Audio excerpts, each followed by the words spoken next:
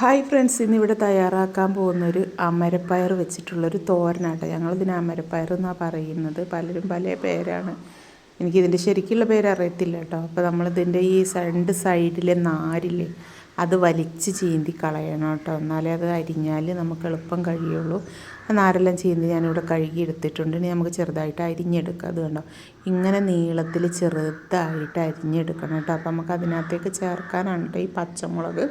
അത് നമുക്ക് ചെറുതായിട്ട് അരിഞ്ഞു കൊടുക്കാം. ഇനി നമുക്ക് ഇതിനകത്തേക്ക് ചെറിയുള്ളി, കരിവേപ്പില, ഈ ചെറിയുള്ളി നമുക്കിനി ഇത് ചെറിയ രീതിയിലൊന്ന് അരിഞ്ഞെടുക്കണം കേട്ടോ. അപ്പോൾ അതും ചെറിയ രീതിയിൽ നമുക്കൊന്ന് അരിഞ്ഞെടുക്കാം. അപ്പോൾ നമ്മൾ ചെറിയുള്ളി, തേങ്ങ, പച്ചമുളക്, കരിവേപ്പില ഇതെല്ലാം ഇതിനകത്തേക്ക് തേങ്ങ ചിരകിയിട്ടു, പച്ചമുളകും ചെറിയുള്ളിയും ഒക്കെ അരിഞ്ഞിട്ടിട്ടുണ്ട്. കരിവേപ്പില ഉപ്പിട്ട് കൊടുത്തു. ഇനി കൈ വെച്ച് നമുക്ക് നല്ലതുപോലെ ഒന്ന് തിരുമ്മി കൊടുക്കാം കേട്ടോ. തോരനൊന്നും വെക്കുമ്പോൾ ഒരിക്കലും വെള്ളം ഒഴിച്ച് ഒരു തോരനും ഉണ്ടാക്കരുത്, അതിൻ്റെ ടേസ്റ്റ് പോകും. അപ്പോൾ നമ്മളിതെല്ലാം തിരുമ്മിയെടുത്തു. ഒരു ഇരുമ്പിൻ്റെ ചീഞ്ചട്ടി അടുപ്പേ വെച്ചു, ചൂടായി. അതിനകത്തേക്ക് ശകലം വെളിച്ചെണ്ണ ഒഴിച്ച് കൊടുക്കുന്നുണ്ട് കേട്ടോ. മഴയായ കാരണം വെളിച്ചെണ്ണ ഒന്ന് കുറച്ചിട്ടുണ്ട്. ഇനി നമ്മളതിനകത്തേക്ക് കടുക് ഇട്ട് കൊടുത്തു, വത്തൽമുളക് ഇട്ട് കൊടുക്കുന്നുണ്ട്. ഇനി നമുക്കിതെല്ലാം ഈ തോരനരിഞ്ഞ് വെച്ചേക്കുന്ന പയർ ഇതിനകത്തേക്ക് വാരിയിട്ട് കൊടുക്കാം കേട്ടോ. അപ്പോൾ ഞാനിതെല്ലാം വാരിയിട്ടു നല്ലതുപോലെ ഇളക്കി കൊടുക്കുന്നുണ്ട്. ഒരു തുള്ളി വെള്ളം തോരനകത്ത് ഒഴിക്കരുത്, ഒരു തോരനകത്ത് ഒഴിക്കരുത് കേട്ടോ.